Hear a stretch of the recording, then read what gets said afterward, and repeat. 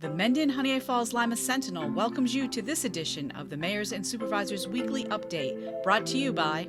Each week, our community makes history. Each week, you make history. And each week, there's only one source to turn to for the first take on history. You know what that is? Subscribe to the Sentinel right now to discover the history being made in your own backyard.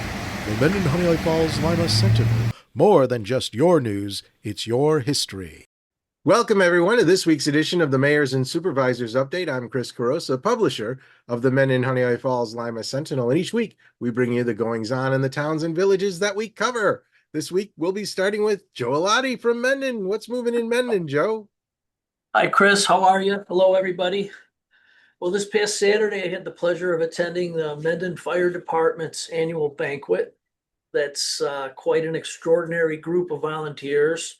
They all go above and beyond to serve our community and keep us safe, and they're doing just a fantastic job there at the fire department. They're putting on a new roof. They're putting in some bunks there so firefighters can spend the night.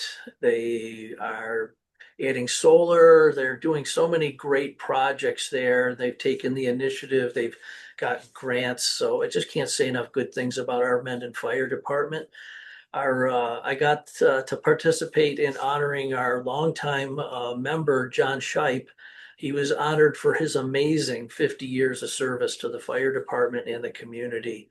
And thank you, John, for that service. And it was really a nice affair, very warm, and a lot of appreciative people for the work John has done for this community over 50 years. It's just amazing.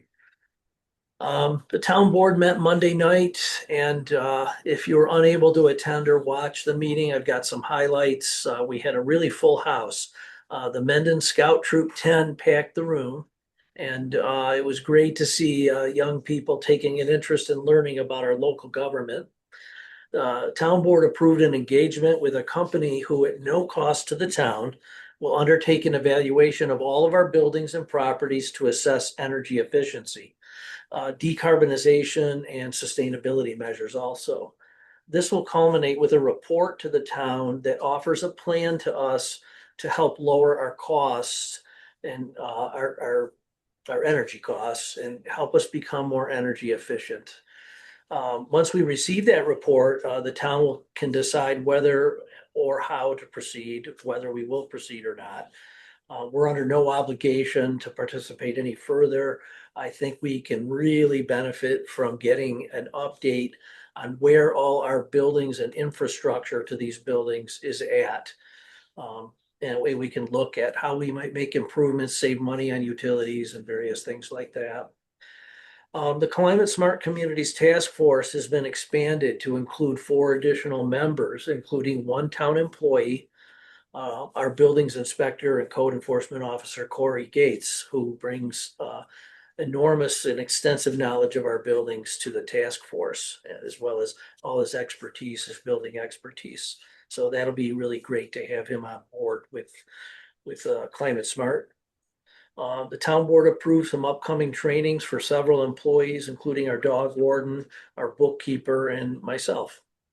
That'll be happening later this month out in Canandaigua. And the board also discussed several other matters, including changes to our procurement policy and a facilities policy, and updating other policies, plans, and procedures.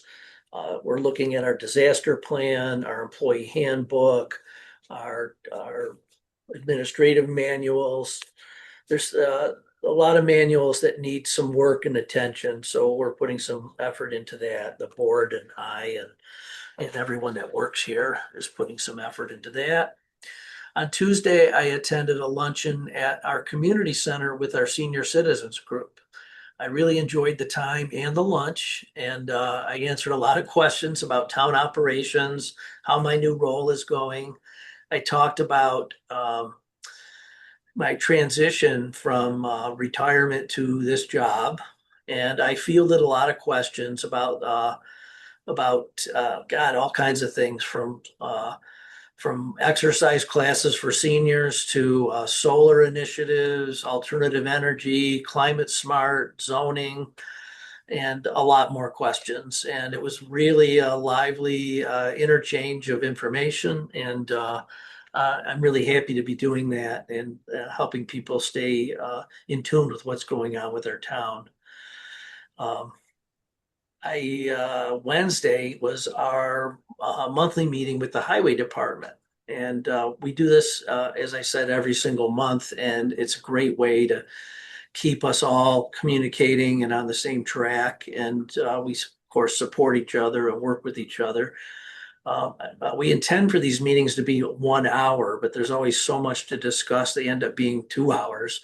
And some key takeaways for that were the highway department's emphasizing to pay attention to social media because they're using that for updates on everything from potholes to, road closures and any other information that you might need. There's going to be a lot of paving and bridge work and stuff like that going on this summer. So we wanted people to be aware of that. We talked about potholes on Route 251 and Clover Street and 64 and 15A. And, we encourage people to continue reporting those potholes. You can call 1-800-POTHOLE, and believe it or not, that actually does go onto a list and is compiled. And that's how the state and the county all determine where they're going to be working, the town too, where they're going to be working. If you want to report potholes on town roads, just call 624-6068 right here at Town Hall. And if you're not sure where to call at all, then just call us here at the town and we'll help you out. So the asphalt plants are starting to open now, so you will see eventually here the state will start working on and repairing roads. There is a rumor and that all of 251 is going to be repaved this summer. I hope so. That would be nice because I think a lot of our complaints for potholes are on that particular road. And if you live on Mountain Hill Road, please be aware that there's going to be a lot of milling and repaving going on that road starting right after Memorial Day. While we were at Highway, we got to check out the brand new large truck and heavy equipment storage site right there.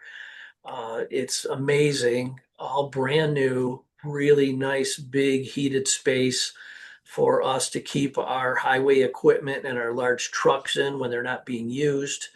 I've got to congratulate our highway department and buildings and grounds employees. They performed a lot of this work themselves and clearly did an excellent job. It looks fantastic. And they estimated that they saved the town probably about $20,000 by doing the work in-house as opposed to hiring contractors. So I really, really appreciate their efforts. And it was very impressive.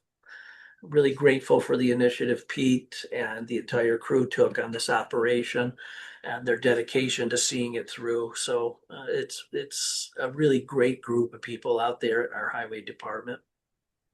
And I'd like to thank Pete Doyle and the Blaze Soccer for their coordination on looking into upcoming field improvements. As you know, we're working on Selma Road fields and trying to make more fields there. The soccer's growing like crazy, and we're all working together to make sure that happens. And so that's another good thing. And I met Amy and I went and met Thursday with our Monroe County Sheriff's Office Zone B Commander Christopher Fay and also Zone B Community Engagement Deputy Kelly Valvasori. And we met for over an hour and we discussed local topics from emergency communications, speeding in town to parades and all the help they give us when we have parades in town. Their primary message to the public, though, is they're always open to outreach. And if you're ever in doubt on whether a situation warrants calling 911, they said call 911. It just makes sense. And the operators there are first responders. They're trained to determine the type of response warranted. And so if you have any doubts, call 911. And that's the place to start. there's many instances where 911 would have resulted in a different or better outcome calling them than if you had not called them. So when in doubt, pick up the phone. And lastly, I met with Brighton Supervisor Bill Mull last week. Bill's been on the job for many years over there in Brighton. He has a ton of experience to share, and I can benefit greatly from that experience. And just like later today, I'm meeting with my co-parts, the town supervisors from all over Monroe County. I always have questions for this group, and they're always a valuable resource. So I really look forward to those meetings. That's all I have for today. So enjoy the advent of spring, and thank you for the opportunity to share information. All right. Thanks, Joe. And thank you all for being here. Remember, this program airs every Sunday at 1 p.m. on our Facebook page and YouTube channel. Like the page or subscribe to the channel, and those platforms will notify you when the broadcast begins. Otherwise, you can read the transcript in next week's paper. That's all for now. We'll see you next week. Bye-bye.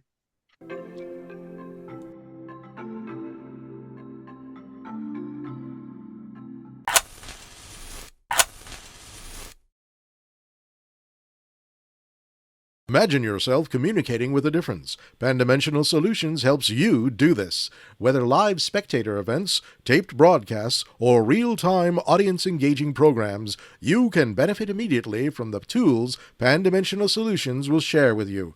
Do you want to make a difference? Contact us at pandimensional.com.